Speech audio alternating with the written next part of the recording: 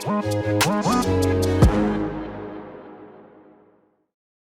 welcome back to the third one of In 10 Years Time podcast, where we interview up-and-coming athletes about where they grew up, what they want to achieve in their future careers, etc. And today, joined by British age group holder in the backstroke, Ollie Morgan. Ollie, thanks for taking time out of your day for us. No, that's okay. Don't worry. Yeah, thank you.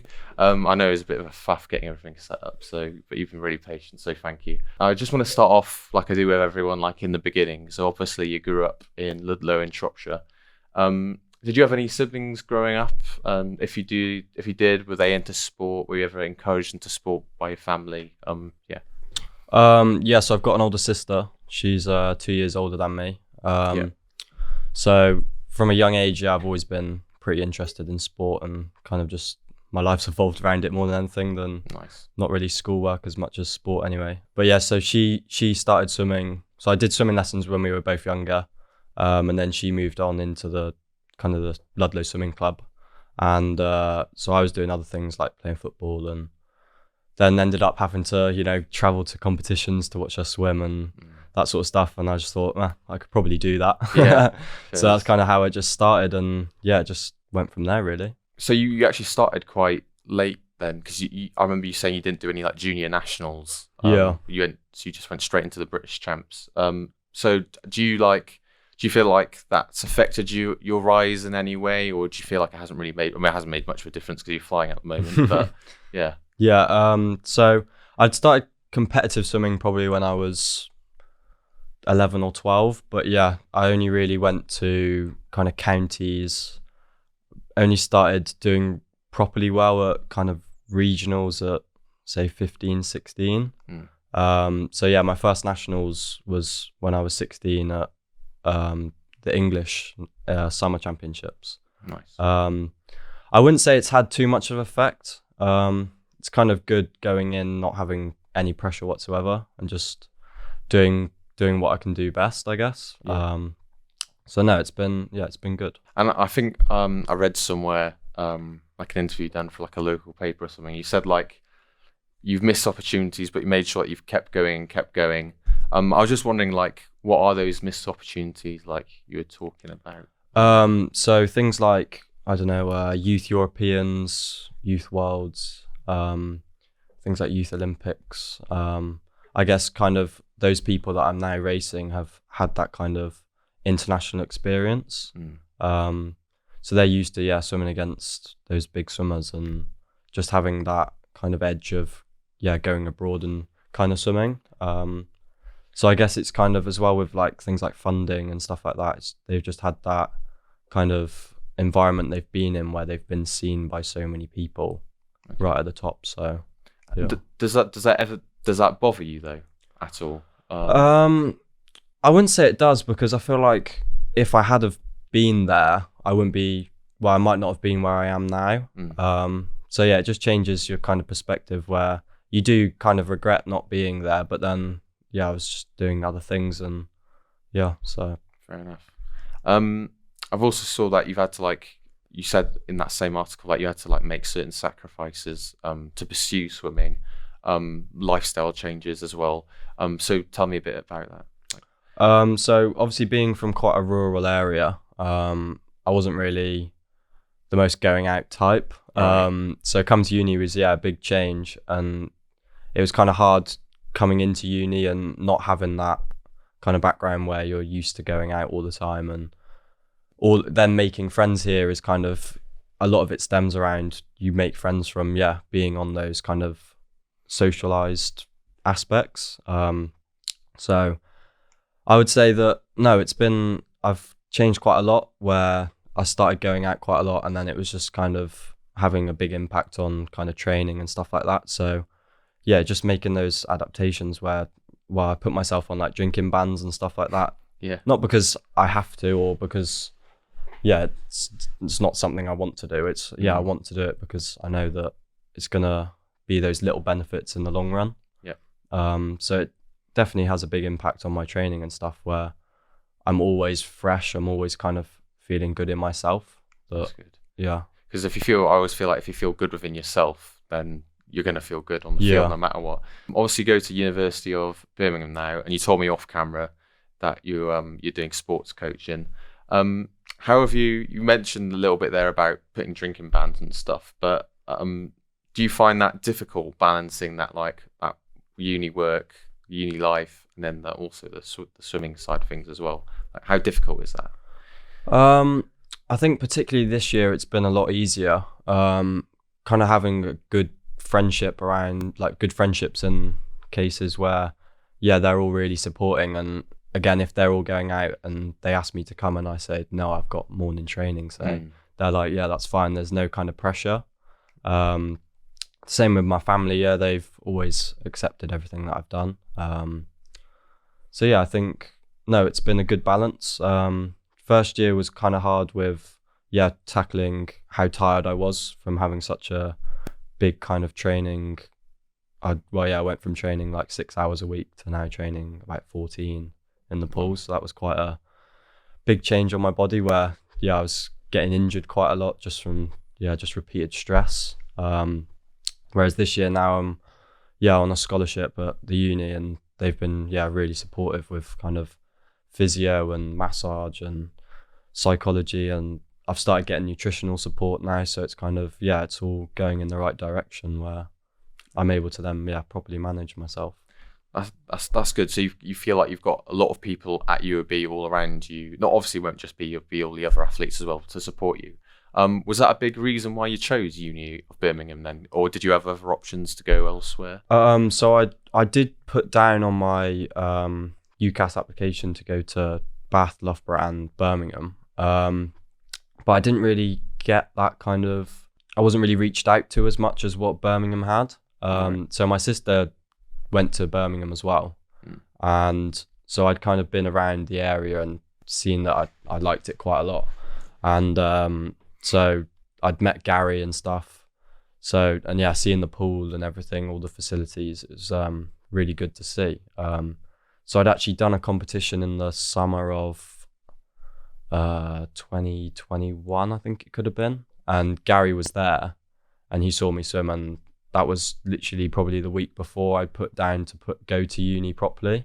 Wow. And I was kind of like, he kind of spoke to me and said, I'd really want you to come and all of this. So I was. Did you know he was going to be there? I didn't know. No, he just. I was walking back and he'd been in contact with me before and spoken to me before, but I didn't know he was actually going to be there. So it was nice to have that first kind of interaction. Yeah. So obviously, doing sports coaching at UOB, but you're pursuing swimming now as well. When did you realise that, oh no, this is actually something I'm going to take dead seriously, and I'm actually going to put my all into it? Because if I can, then I can go really far. At what point? I would say it was probably last year, kind of this time last year. So I was a lot better of a swimmer a year ago, long course, than I was short course. Just not having that kind of experience almost in kind of all the different aspects of swimming. So I struggled with certain things. So I kind of went to Bucks, won at Bucks in the 100 against, and going into a field where it's kind of full of Olympians and people all on kind of British swimming funding and things like that. It was kind of, there wasn't really, I guess it was pressure in the moment, but then no matter what happened, it was just going to be what it was going to be, because there was no pressure on my position or anything. So that's when I kind of decided, over that Christmas period before, I thought, let's see what happens if I do put my all into it almost. And last season it just kind of took off, and it was really good. Obviously, I saw a quote from I think one of your coaches at Ludlow. He's called Nathan. And he was saying, singing your praises, saying, oh, he's the best 19-year-old in the backstroke ever to come out of Britain, or all that stuff. And he's like, oh, he's one of the best. He's one of the best in Europe already. Like, when you hear that, like, I just want to know, because when I spoke to Sadia Cabello on Friday, and she was like, she hates it when people. Well, she just feels awkward when people sing her praises. So I'm just wondering, how does it make you feel? It is. Hear that? It's definitely a weird one, because you're kind of like, thanks, but then it's almost like, it's kind of weird. People just praising you, I guess. I kind of struggled when I was younger with things like kind of pressures from people at school and things like that. Just for being kind of good at sport, I guess. So what do you mean by that? So you felt pressured? So kind of people Too good, almost. Like. Yeah. Well, it was a weird one. It was just like, I wouldn't say it was bullying. It was kind of just people just taking the mick kind of and things like that. Just really. Yeah. So it was kind of hard being at school sometimes, just being in those kind of sporting environments. But then moving to college and things like that, it got way better, and that kind of disappeared. Because in my high school, often the cool kids would be like the most sporty ones, or whatever. Like they do rugby, they do football, all that. So that's interesting. That's the other way around where you're from. Obviously you're originally from Ludlow Swimming Club, but I've also seen that you actually go back there quite often to like help out and stuff. So is that for coaching, or is that just like what you do when you help out? So times where kind of we're not training at uni, or there's not many people there, say over the Christmas periods, and kind of in summer we stop training around the end of July. Just kind of we have about a month or so off, a couple of months. Yeah. Where just the training stops. So they've always been really welcoming. So yeah, when I'm back at home for summer and over the Christmas times, then I go back and they welcome me for training and things. But I've also been back, they had like an open day. So I'd been back and helped out there with just, showing my face, I guess, because that's where it all kind of started. So yeah. And because of that, you've last year you were also nominated for Swim England's Spirit of Aquatics Award. Yeah. So what did that feel like? Yeah, it was quite a shock. I didn't actually know I was gonna be I didn't even know it really existed, that kind of award. So it was really really nice to be nominated, and so I'd actually won the regional award for it. So I'd got a kind of plaque and a certificate, which was nice. And then we had the Swim England Awards, which was actually at UAB. Yeah. So it wasn't far to travel. I literally walked there, so that was nice.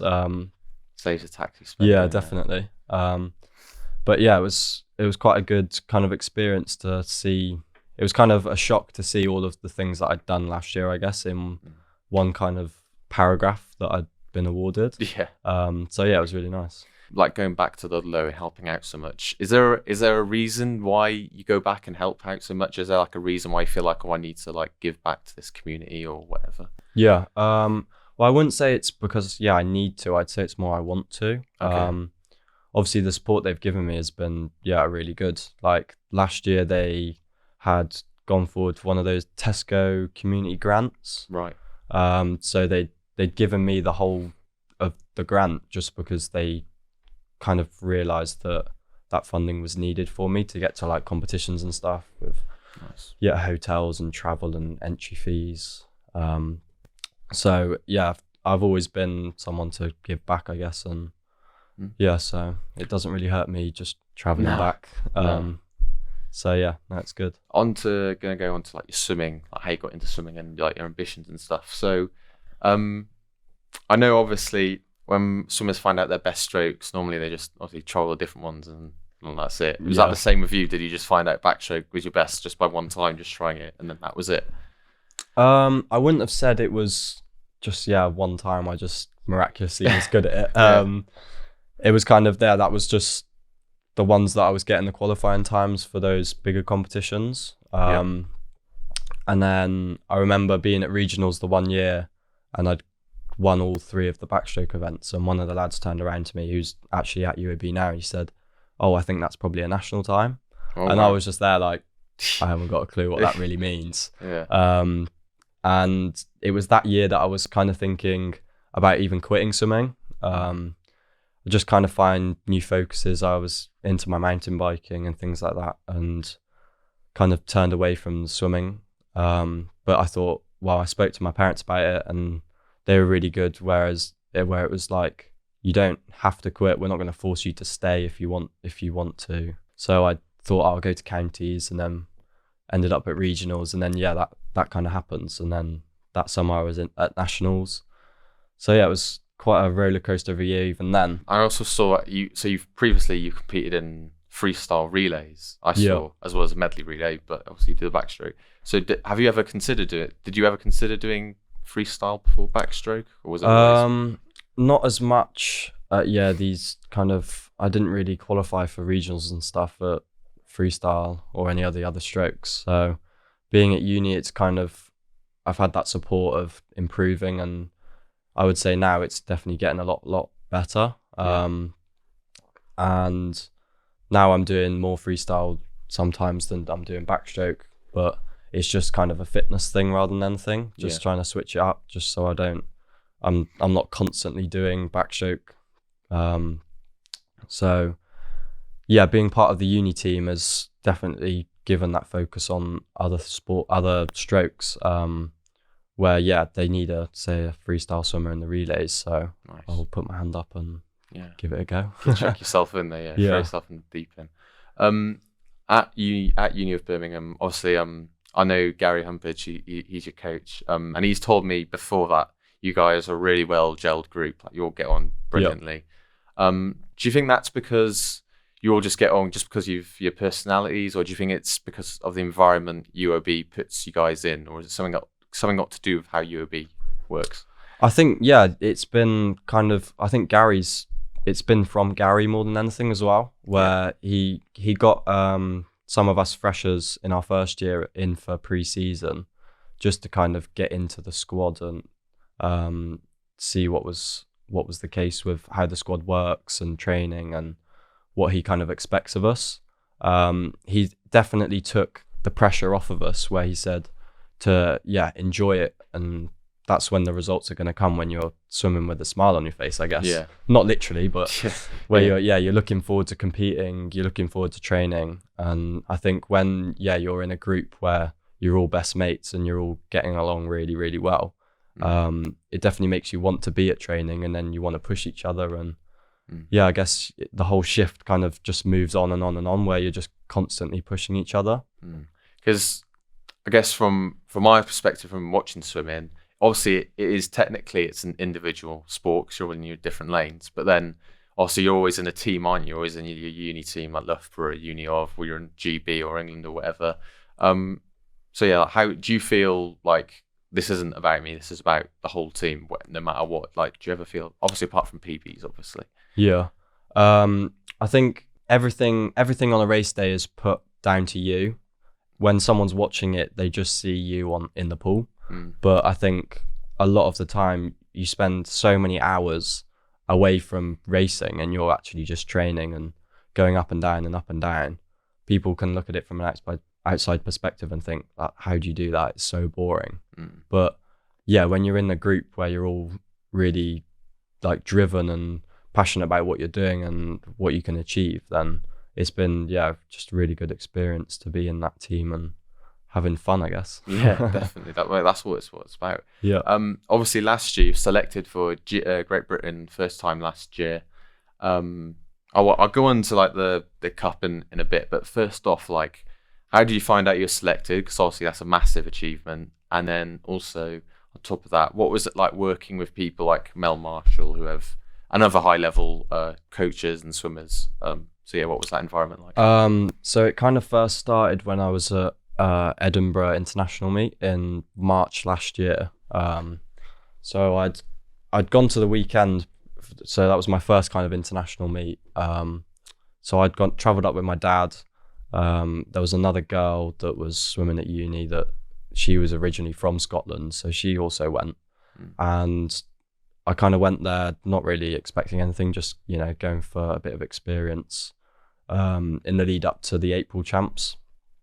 And I came away, I went into the weekend and I was really, really ill. So I was kind of just going to get through the weekend and just, see what happened. Wing it. So I had the 100 on the first day and it went okay. And then had the 50 on the second day, and it was a skins event. So you kind of did the heats, and if you made the finals was done, as a skins event where, so the winner of the top 6 out of 8 went through to the next round, and then 3 minutes later you went again, and then it was the top 4, and then the top 3, and then just a really so it was like an elimination kind of thing.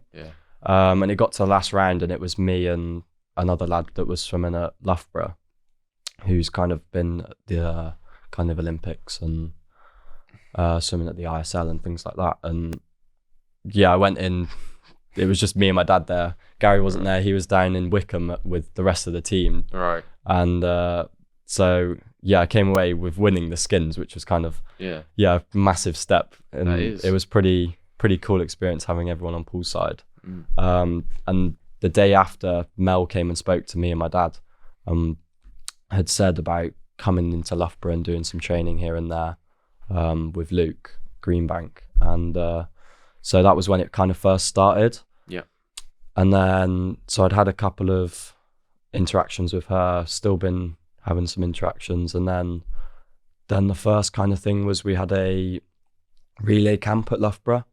I think it was might have been in September last year. Okay. And so that was the whole kind of Olympic team that could be going to Paris. Yeah. So you got like, PT, Duncan Scott, Tom Dean, James Guy, all the big names that you kind of just expect yourself to be watching on TV rather than swimming with them. So that was when it first kind of started, and the first interaction I'd had with those sorts of athletes. And then I got selected to go to Indianapolis. It was just, I woke up one morning and checked my emails and it was there. So nice. I was like, are you free on these dates? And I was like, absolutely. I am now. Absolutely. Definitely now. Yeah. Definitely booking anything off now. So obviously talking about Indianapolis, international, the FINA Swimming Cup. So obviously you're just used to competing in Britain a lot of the time. Yeah. So what was it like as an athlete, competitive athlete, going over abroad somewhere in an international competition? Because it's not just swimming against high level people, but it's also the traveling, like getting into a routine, like the hotels and stuff. Yeah. So what was that like? It was definitely a big step. Yeah. I bet. So I had to go down to Heathrow.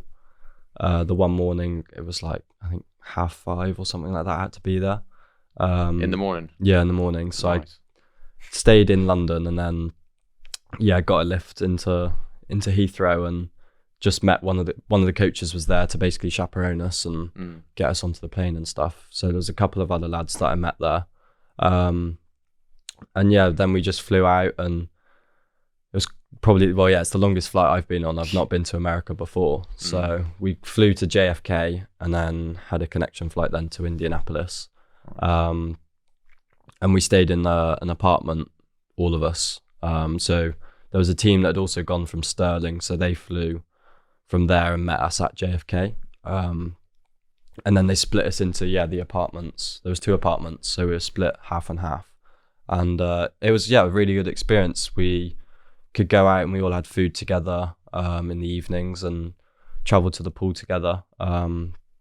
So the first day we were there, we went for a kind of a training session and just, got used to the pool and what was available to us. And did you notice any differences in obviously a pool's a pool, obviously, but in the whole environment around it, did you notice anything different compared to what you have over here? I guess in principle it's all the same, but I think there everything is just kind of just better. Yeah. Well, not. Oh yeah. It's just all way more, not organized, but just everything is how it looks on TV. Yeah. So it was quite a big step where you're walking around and you're seeing all of these famous swimmers that have been world champions and Olympic champions, and you're there kind of thinking, I'm going to be racing you tomorrow. Yeah. It was really strange, but no, it was definitely a really good experience.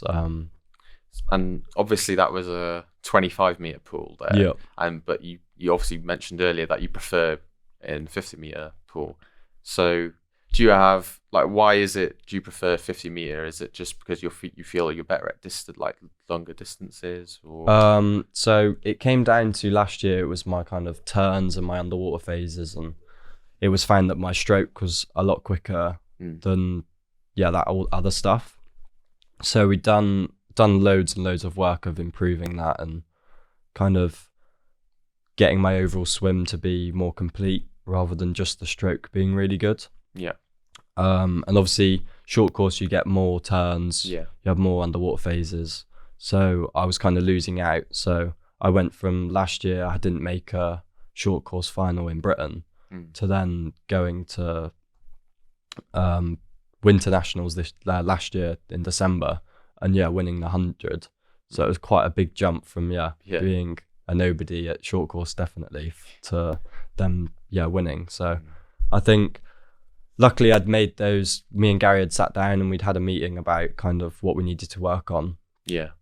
And where the big gains were. So I've definitely improved, and there's still a long way to go, but it's definitely getting there. Last summer I went to the Commonwealth Games here. I went to the aquatic centre quite often to see the swimming. Yeah. Because I'd never been to a live swim before. Something as big as that anyway. And what I couldn't get over is when they do the on your marks, get set, dead silent, literally nothing. I could literally hear the swimmers going, and I was like way up, and I could hear them doing this and go, yeah. So like, I mean, that looks terrifying. From where I was, that looked absolutely shit scary. I would have been so nervous. How nervous do you get, especially at Indianapolis as well, when that was like your first international one? Like, what's that like? I think the adrenaline was so high that I didn't really get a chance to think how nervous I was. There's always the nervous energy that you get, but I like to use it, in a positive way where it kind of drives you to perform. And Gary's always said that don't put the pressure on yourself. That you're going in knowing what you've trained and knowing how you've prepared. As long as you give it your all, then you can't really complain. And I've always said as well, I think I said somewhere about kind of mistakes. So the only way that you're gonna get to improve. If you don't make any mistakes, then what have you got to work on? You got to go for adversity. So it's definitely been a good environment with Gary and how he's been patient and kind of worked with me. And so I think dealing with that pressure, especially when it drops silent for the start, I definitely feel nervous when I'm stood up there waiting to go. But as soon as I hear the take your marks and the go, it's kind of I'm just buzzing to get going. Yeah, definitely. So last couple of questions. Obviously this year you told me are you doing the meet again? I'm guessing in Edinburgh. Yeah. So obviously you got that coming. You told me off camera you got the buck stuff as well. Is there anything? If you don't want to give away too much, you don't have to. But is there anything bigger that that could be happening this year in swimming? So there is Worlds this year in Japan. I didn't want to say that. I wanted to see if you'd say it before. So they've given us, they've brought out kind of consideration and qualifying times for that, which is kind of near enough where they want us to be for the Olympics. In Paris. So I've already done a meet this year, but obviously we just come off the back of the camp and we're still heavy training and stuff. So it's definitely good to see where we are at. But there's definitely a lot more time to improve on. Okay.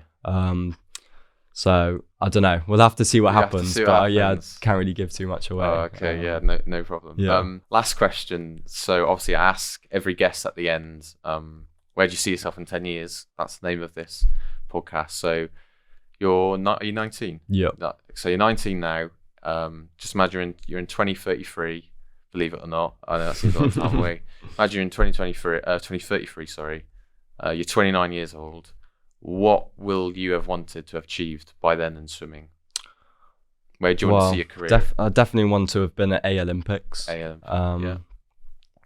And I think with the amount of time I've taken off my swims in the past year, if it happened again, then you'd be looking at a world record or a British record anyway. Yeah. So it's just trying to keep improving, and if it doesn't happen, it doesn't happen. But as long as I've tried my best, I guess it is what it's going to be. So hopefully an Olympian would be the goal, or even getting close to the kind of world record or British records would be definitely a bonus. Yeah, definitely. I'd be buzzing if I made it to anything. Well, Ollie, you're smashing it at the moment in your age group anyway. And at this level, because you're still freaking young for doing what you're doing. So yeah, well done to you. Thanks so much for coming on today. I know you live in Birmingham, but still good to come down here. Yeah. And yeah, thank you very much. Yeah, thank you for having me. No problem.